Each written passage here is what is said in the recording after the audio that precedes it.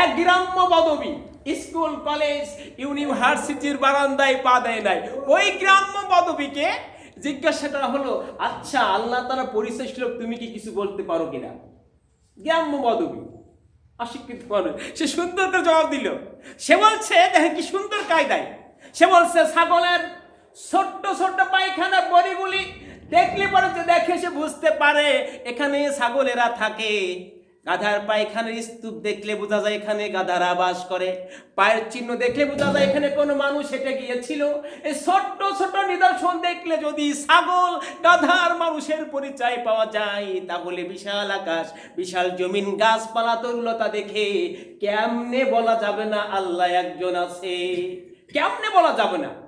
সুবহান। গ্রাম্য পদবী কি সুন্দর একটা দৃষ্টান্তের মাধ্যমে আল্লাহ তাআলার পরিচয় তুলে ধরলেন। সুবহানাল্লাহ বলেন।